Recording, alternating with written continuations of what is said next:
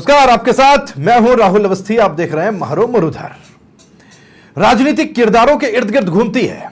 वही किरदार अपनी अदायगी से तय करते हैं कि राजनीतिक रंगमंच पर उनका चरित्र कैसे महफिल लूट जाए। इन्हीं किरदारों के इर्द गिर्द परतें भी हैं, जिन परतों में छिपी है वो कश्मकश जो आप देखेंगे तो समझेंगे कि राजनीति में किरदार पैदा होते हैं, गढ़े नहीं जाते। समाचार प्लस शुरू कर रहा है खास सीरीज बड़ी कश्मकश के सबसे बड़े किरदार, और आज के किरदार हैं राजस्थान के मुख्यमंत्री भजन लाल शर्मा। ज्यादातर लोगों के लिए यह किस्सा एक पर्ची से शुरू होता है, पर इसके अध्याय तभी से लिखे जाने लगे थे जब एक शख्स अपने दिन अपनी रात भाजपा कार्यालय में बिता रहा था, अपने खून पसीने से संगठन को सींच रहा था। दिल्ली से आई पर्ची इस बात का सबूत थी कि उसकी मेहनत अनदेखी नहीं गई है। एक फोटो की अंतिम पंक्ति के बीच में खड़े शख्स को उम्मीद भी नहीं थी कि इस पर्ची से वो शख्स से शख्सियत बनने का सफर शुरू करने वाला है। कुल मिलाकर ये कि फटी पर्ची और निकला मरुधरा की सियासत का नया हीरो।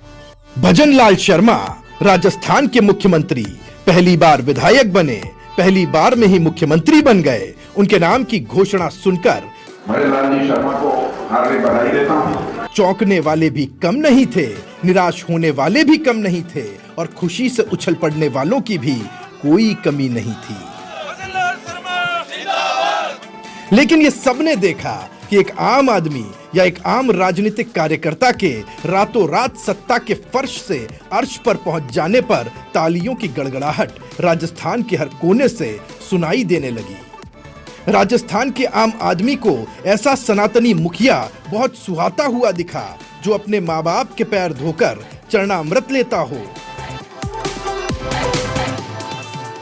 जिसकी पत्नी सास ससुर के सामने घूंघट की मर्यादा निभाती हो और गिरिराज जी की कनक दंडवत परिक्रमा करती दिखाई देती हो।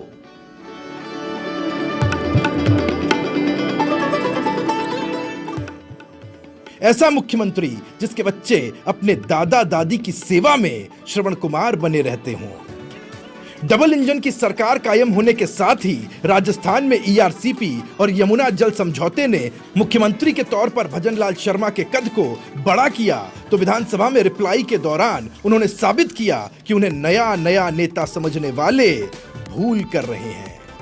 लेकिन मुख्यमंत्री बनने के साथ ही भजन लाल शर्मा के सामने चुनौतियों की फेरिस्त खड़ी थी, चाहे वो खजाना खाली होने की दिक्कत हो या पिछली सरकार की उन योजनाओं को लेकर असमंजस हो जो केवल वोटर को लुभाने के लिए पैसा लुटाने के आरोपों से घिरी हुई है। एक आम कार्यकर्ता के तौर पर स्थापित भजन लाल शर्मा जैसे ही मुख्यमंत्री बने, दिल्ली से लेकर जयपुर तक और जयपुर से गांव खेड़ों तक ये सवाल बना हुआ था कि क्या भजन लाल शर्मा मुख्यमंत्री के तौर पर डिलीवर कर पाएंगे। मुख्यमंत्री बनने के बाद एक बड़े फैसले लेते हुए भजन लाल शर्मा ने यह जता दिया कि वो एक बड़ा प्लान लेकर चल रहे हैं, चाहे ईआरसीपी का मुद्दा हो, चाहे बीजेपी के भीतर डैमेज कंट्रोल की बात हो, या फिर इसके अलावा लोकसभा चुनाव को लेकर ताबड़तोड़ दौरे हों। लाल बत्ती पर रुकने का एक ऐसा फैसला उनकी तरफ से लिया गया जिसकी चर्चा दिल्ली से लेकर जयपुर और जयपुर के बाद गांव खेड़ों तक लगातार होने लगी। इन सबसे आगे मुख्यमंत्री के सामने सबसे बड़ी चुनौती है विधानसभा चुनाव के ठीक 3 महीने बाद लोकसभा चुनाव में पार्टी को सफलता दिलाने की। ये चुनौती तब और बड़ी हो जाती है जब 2 बार से पार्टी सभी 25 सीटें जीतती चली आ रही है और 1 सीट का नुकसान भी इस बार पार्टी के 400 पार के लक्ष्य को प्रभावित कर सकता है। भजन लाल शर्मा शायद इस बात को भलीभांति समझते हैं, इसीलिए 1 महीने में उन्होंने सभाएं और रोड शो किए हैं। वो इस बात को लेकर आश्वस्त दिखते हैं कि बीजेपी प्रदेश की सभी सीटों पर जीत हासिल करेगी। भारतीय जनता पार्टी राजस्थान के अंदर 25 की 25 सीट जीतेगी और बहुत बड़े मार्जिन के साथ जीतेगी, और देश में 400 पार। बहुत अच्छा माहौल है, लोग चाह रहे हैं मोदी जी को पूरी तरह से।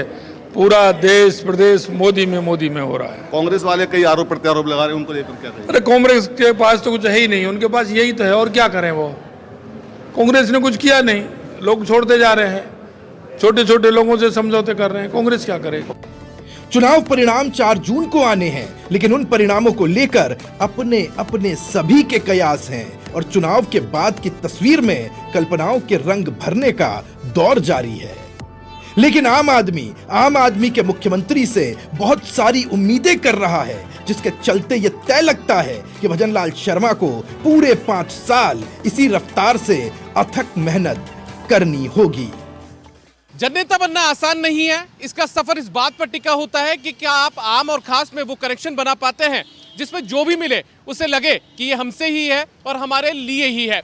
मुख्यमंत्री भजनलाल शर्मा के लिए सफर आसान रहा है, लेकिन आगे का सफर भी चुनौतियों भरा है। लेकिन कहते हैं ना कि पूत के पग पालने में नजर आ जाते हैं, जो आपने देख ही लिए हैं। सहयोगी राहुल अवस्थी और स्वप्निल वैरागी के साथ दीपक व्यास, समाचार प्लस, जयपुर।